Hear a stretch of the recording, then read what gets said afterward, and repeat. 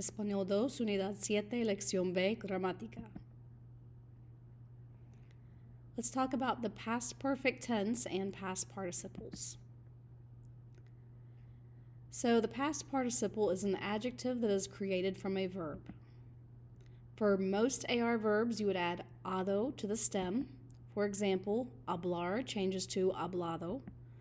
For most ER and IR verbs, you would add IDO or ido to the stem. For example, comer becomes comido.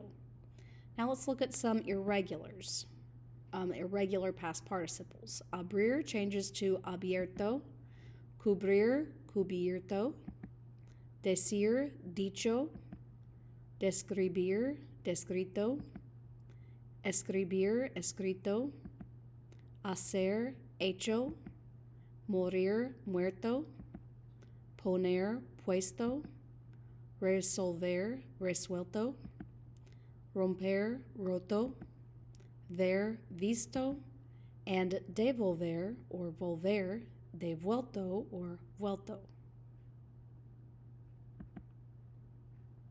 Now referring to the past perfect or pluperfect, it sometimes is called tense. So to do this, you have the imperfect of haber plus the past participle. So the imperfect of haber is había, habías, había, habíamos, habíais, habían. And then an example of the past participle would be jugado. So it's a two-part verb form. This tense describes an action that had happened before another action happened.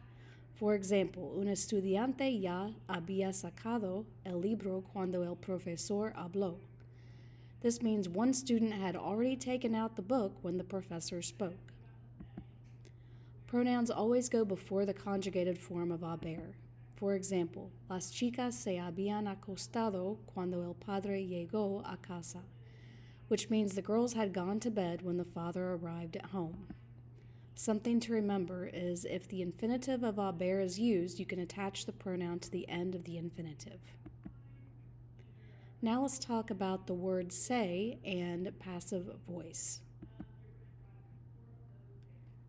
So in Spanish, if a person who is doing something is indefinite or unknown, say is sometimes combined with the el, ella, usted, or the ellos, ellas, ustedes form of a verb in order to express the action.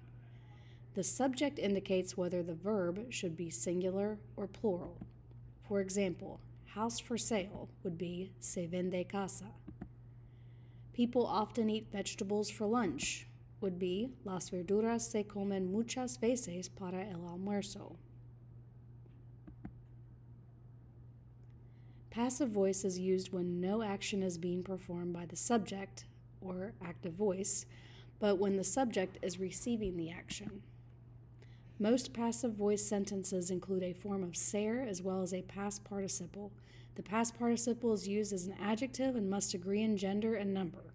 Por usually comes after the past participle and is followed by whoever performed the action.